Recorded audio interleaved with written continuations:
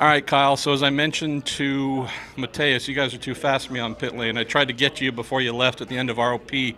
First of all, best burnouts of the morning, my friend. You did some great work there. That's not why you're here, though. Tell me about working with this Wickens racing team.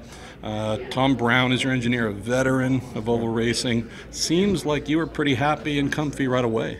Yeah, I think having Tom on board has been invaluable because, a lot of these guys got a chance to get a feel for everything yesterday with some of their veteran teammates setting up the car.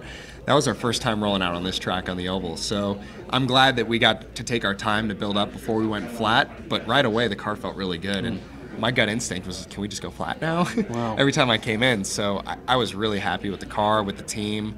And we didn't even do the full setup for the oval. So considering all that, I'm really happy with our speeds too. So ROP, heavily controlled by the series, X amount of laps at X speed and such. But going beyond that, how does a team get you prepared? And how do some of your support partners, whether it's talking with a Firestone, Team Chevy, how do all those factors come together to get you ready to go out and ace your ROP and keep running?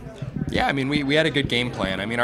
We actually went better than our game plan was intended. We thought we'd have to go through all the tires to get through ROP, but the car felt so good and we extended a lot of time on the tires. We were running it pretty late into the stint and still doing the laps we needed to. So, it worked out great. You just kind of got to go with the flow and how it feels. So the car felt great. So I said, yeah, let's stay out and keep running. And that's the best case scenario. So, we had good preparation and we knew what we were planning on doing, but we were still able to adjust and say, okay, the car feels good, so let's just get through this as fast as we can. Wow. All right. ROP is over. All three rookies through. Again, Kyle Kaiser. Watch the burnouts. He's really good at that stuff. But we'd expect nothing less from a Leist champ.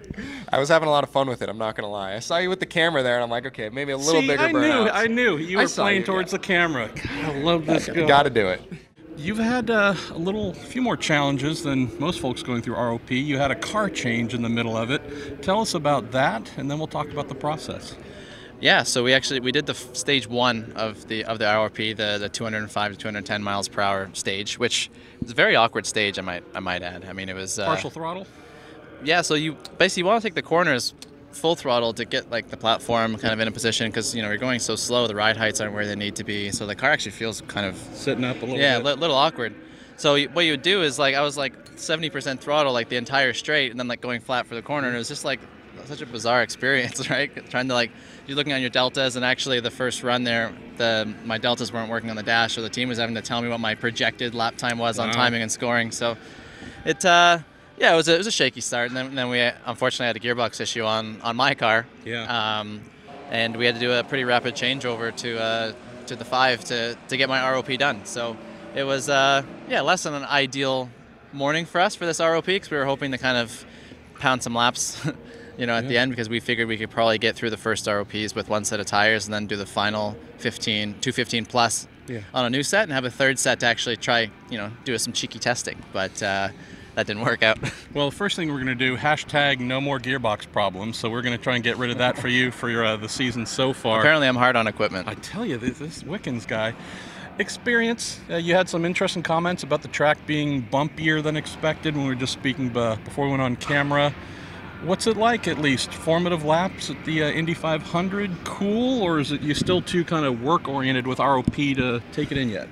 Yeah, it's going to take some getting used to. Driving this track with 30 to 33 cars on track is going to be pretty impressive because I caught someone else on track and just one was pretty interesting to see what the car was reacting like. So I can only imagine what it's going to be like when you're in a gaggle of cars. So we this place takes a month to get right, and this is just day zero for us. So we're we're taking it step by step. I think we ran a pretty conservative balance on the car today just to kind of get through the ROP stuff, probably a little bit over downforced, a little bit understeery car, which was actually what was limiting me. I could be flat for a few laps on new tires, and then after that it was some exit understeer that was preventing me from going further. But also, first laps here, I don't know how close to the gray I can get because also my only other experience is Phoenix, and even then I didn't know how close you can get to the gray, so I was always, whenever I start getting exit understeer, I start panicking. But no, it was good fun. I'm happy to get it all done, and now we can just get the month of May started. Tell me about this process. The track, obviously, it's success here in Indy Lights, but what's it like in a bigger car? Yeah, it was good fun, man. First time here in the IndyCar, it's a pleasure to be here with AJ4 Racing. Also, to have Tony giving me some tips, and I'm having fun, you know. We went through all the phases pretty well. The car was pretty good, so Tony did a great day yesterday setting up the car. Of course, it was the fastest, and yeah, the car was just very good, you know, very well balanced, and it was fast. It was very fast. Well, the Foyt Chevy team seems like it is definitely just one step after the other, picking up. How are you feeling confidence-wise when we come back here? Obviously, we'll have the GP of Indy first, but when it's time for you to go and start flirting with 230 or more, you feeling like you at least have a good baseline for that? Yeah, I think so. Of course, I'm going to be better prepared, you know, till we get there, so we have more test days until we go to this level of speed. But yeah, I'm getting used to everything right now. I think what is important right now is that I'm feeling comfortable in the car, and it was a good day today. I think the team's happy as well with the performance of the car and myself. So, and that's exactly what you said. You know, the team is like, we are working hard, we're working together. So both cars are working together, and we are making progress. So hopefully we're gonna have a great month here, and looking forward for the season as well.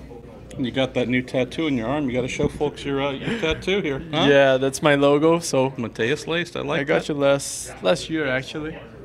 I have a actually today is just don't follow Kanan on track. Don't follow him with the tattoos, man. Come on, that's a little crazy. Okay. Not, you know, couple. Okay, couple. Okay, I have a second one. Can I show? Sure. Okay. Oh, Jesus. You need me to hold that? Yeah. If you turn around and pull down your pants, we have problems. So here. Okay, turn around. Let's see. Yeah, here I have the McLaren. Yes. MP4 that Senna drove in 1993. Look at this. Yeah. How do you not love Matheus Leist already? He's got his own logo on his forearm, and he's got Senna in your bicep. Okay. Yeah. All right. Well, do you like it? I do. It's okay? I'm trying to think of other Senna stuff you could put in your left bicep. All right, that's maybe a hashtag. What should Matheus get tattooed on his left bicep from all the things Senna's driven? Maybe. Okay. Helmet. Ooh. All right. Who knows? All right. All right, Matheus Leist, boys and girls.